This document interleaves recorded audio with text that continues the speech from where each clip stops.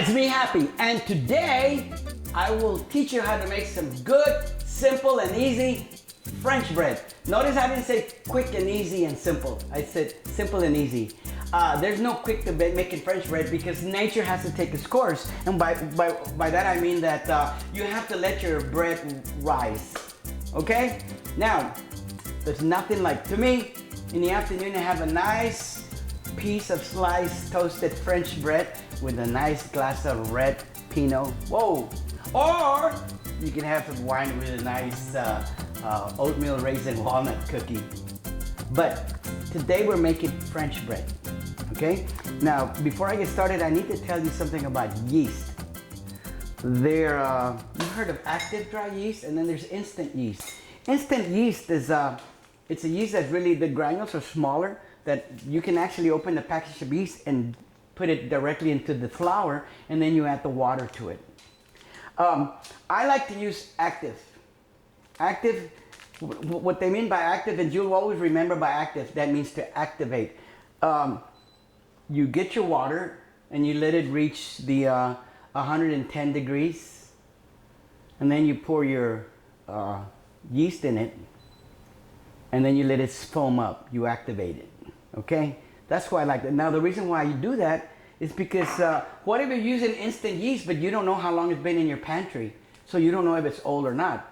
So you find out that it doesn't work. Well, you've already thrown away all this flour. And let me mention, I do use another ingredient, but it's not. I say it's part of the ingredient of the yeast, but I add about 2 teaspoons of sugar to my water. And the yeast loves sugar. It makes it work a lot faster.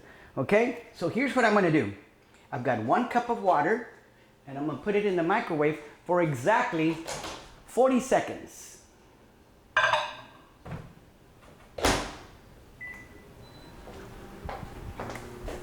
And I've got my sugar here, ready to go. Now, bakers in Europe, French bakers, and I've been baking for a long time, the correct way of measuring flour is not through cups. It's really, you should measure it by weight. Okay? But if you don't have a scale, just be sure you do this to your flour when you get ready to use it. Okay? The water's ready.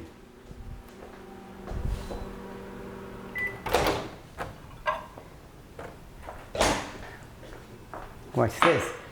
I've been baking French bread for so long that I know exactly. There it is. It's right at 110. And then I add some sugar to the water.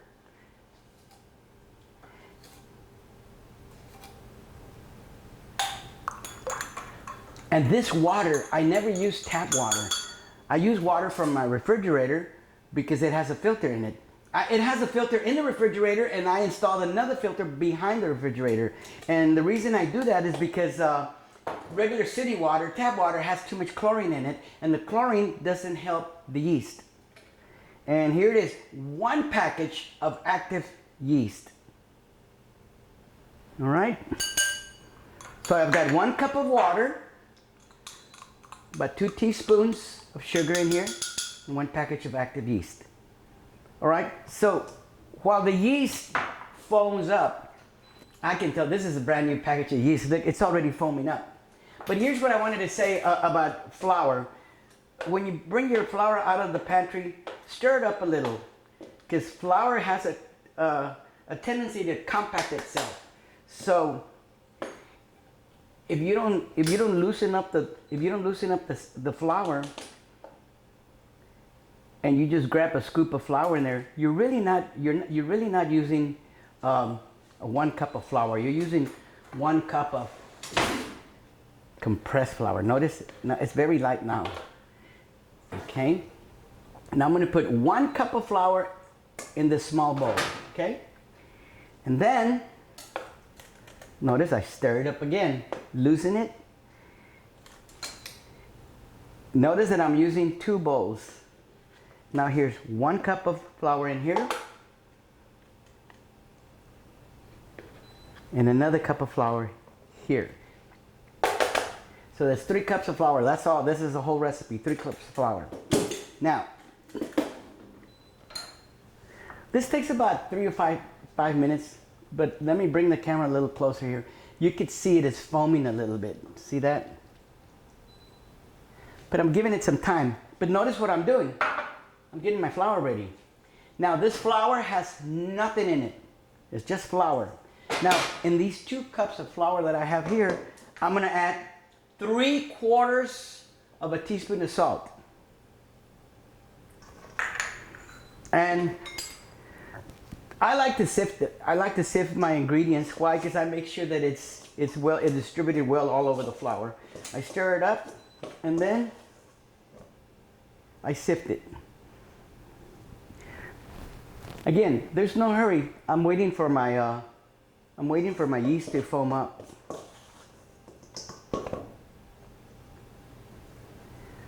I like to do this when I make flour tortillas.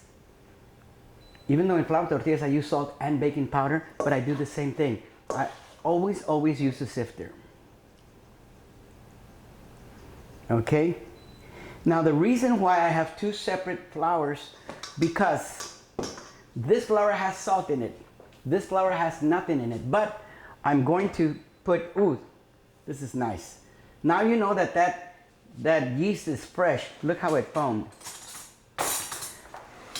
Now I put my yeast mixture, but you know it helped the yeast a lot? Sugar. Okay? Now I'm gonna mix the 1 cup of flour with nothing in it with the water and yeast and sugar mixture. The reason why I don't want to mix it with this flour here, because I put salt in this flour, because the recipe does need salt. But while I'm working with this yeast mixture here, salt is not good for yeast. Salt can kill your yeast. But once I've mixed it in well with this 1 cup of flour, look at this. See, it looks like nice soupy pancake mix. But now I can mix it with the flour with the salt in it. So I didn't shock the yeast with that salt. And you should try it someday. Add some salt to your cup of yeast. It kills it in a minute. All right, that's it for that bowl. Now, all we need to do is mix it in and do about 3 minutes of kneading. But first I like to mix in my flour well into the yeast mixture before I get my hands dirty. Now, I could very easily turn the camera off and come back when I'm done, but I keep the camera rolling because I want you to know that it doesn't take long. Look what I've done here. See? I know I picked up quite a bit of the flour. And I did wash my hands. So this is what I do now. I just squeeze and pinch the flour, and making sure that I mix all the dry flour into it. Now right now it feels dry. It feels dry, it feels lumpy. But the more I mix it, see right now I'm mixing it, I'm actually really scooping up all that dry flour. But now you're gonna notice my hand motions. Now I'm fixing the kneaded. Okay? There's no need to put it on the counter here. I knead it right inside the bowl. And the more I knead it, the more it comes off of my hands, the more it comes off of the side of the bowl. Okay? I keep my spoon handy so I can quickly do this.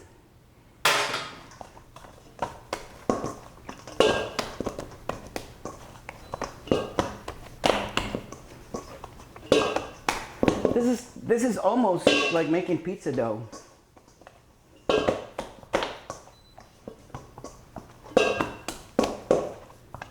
Look at that. Kind of like tortilla masa. Now, here's what I'm going to do now.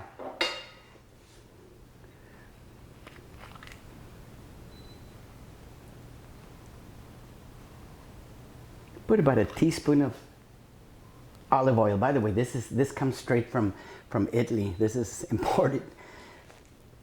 Virgin olive oil. And I'm just going to coat the dough in olive oil. What it does, it gives it a little layer of oil on it. There it is, ready to go. Now I'm going to cover it, and I use pan lid. Okay. Now it needs to rise. Now you need to follow me because I'm going to show you where I let it rise. All right. Okay, well, follow me this way. Yes, all the way back out to where the sun is nice and warm. Okay, here we are. I'm going to place my yeast right here outside, and the sun is directly hitting it. All right, 1 hour. I'll be back in 1 hour. Okay, the reason why the cameras followed me outside is because I wanted to show you exactly how I proved my bread, how I let it rise. I set it in the sun. And actually, I bet I could even go out there in 45 minutes instead of an hour and have a nice risen bread. I've been baking for a long time. I went to culinary school. Then I worked in restaurants. I was a chef for a big hotel chain here in South Texas. I know you found me on YouTube as an entertainer, because I am an entertainer. In fact, had it not been for working in hotels, I would have never fallen in love with the show business. I'll be right back after I bring the bread back inside. Okay, here we come. Bread's risen. I punch it in. Now here's the good thing I do. I have a little bowl of water here, and it keeps it from sticking into my hand. Look at this nice gooey bread dough. I'm going to sprinkle some flour on the sheet pan, because it's a lot easier to clean a sheet pan than clean this whole counter.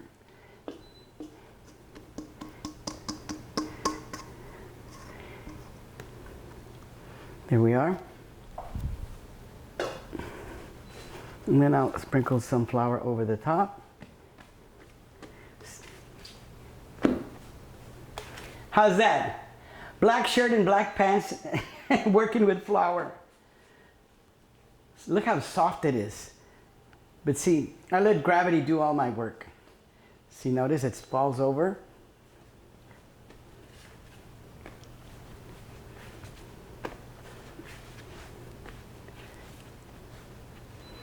What I like to do is I like to stretch it and then open it and then roll it. See what I'm doing? And then I fold it back again, lay it on its side.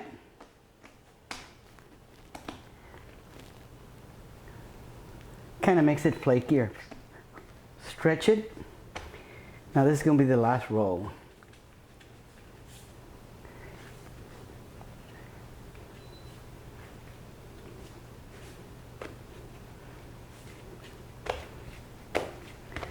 Notice as I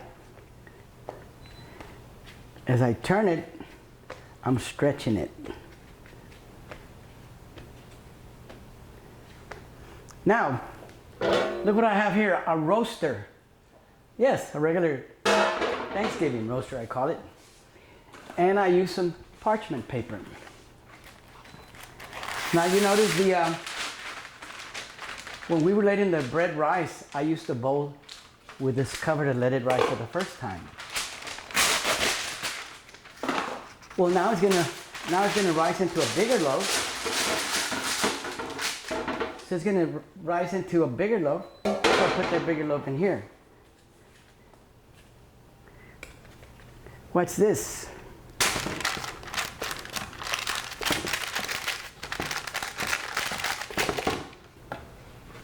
There we go. This is a better view. Now it sits in here.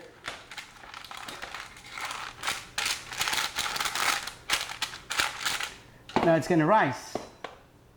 And the good thing about this is that when it rises, I'm gonna use the same pan and put the whole pan in the oven. So I cover it, take another sip of wine, and patiently wait for my French bread. I put the cover on it and it creates a nice little heated oven outside in the sun. I'll be back.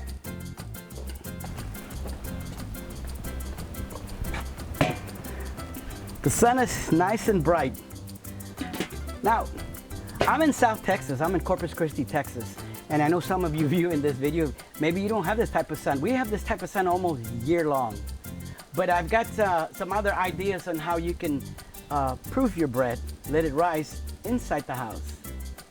This is South Texas, or if you happen to have a sunny day in your area, bake some bread. I'll be back. Okay, I'm back, and the bread has risen. And I didn't make those little knife cuts on the bread. I just wanted it to rise evenly like this. Now, I've preheated the oven to 425 degrees. I'll put it in the oven. Now notice I have it's a little meatloaf pan down there. And I'll get a glass of water. And I pour a glass of water in there just like that, so it could build up some steam. And I set the cooking time for about 18 minutes at 425. And I have here a plastic water bottle. I only use this bottle only for French bread. In fact, I changed out my water. But in about 9 minutes or halfway through the baking, I mix the top of the bread with water, and then it falls on top of the bread, but it creates a very nice crisp crust on it. So I'll let you know when it comes out. Okay, the bread is out of the oven. How many times has anybody baked bread in the proofing box? I do.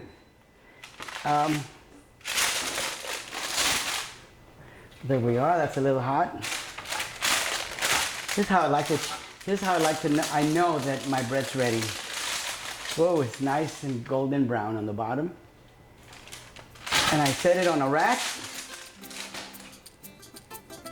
I set it on this rack, and I let it cool off a little bit. It's just a little too hot to cut. And glass of wine is full.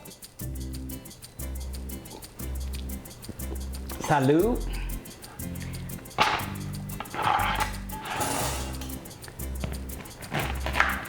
You hear that noise? See how crispy it is? I was food service director for a school district, and we used to make French bread quite often. We were serving 2,300 meals. Now, before I leave you, I want you to know, yes, I'm an entertainer and a motivational speaker, but all that is gone for right now because of COVID. But there's one thing that I still do, and it's I talk to people about their Medicare solutions and questions. So if you have any questions as to wanting to change from one plan to another, or if you're turning 65 and need to know about Medicare, need some help signing up, or if you have any kind of questions, call me. That's my number right there. And no charge for my consultation. The provider or the insurance company takes care of me, but you get my services for free. Plus, you get my recipes for free. Oh, look at this bread. Isn't this great? Now, what would be good for breakfast? Some marmalade with a nice hot cup of coffee. I hope you've enjoyed this video. And don't forget, subscribe to my channel. Bye-bye.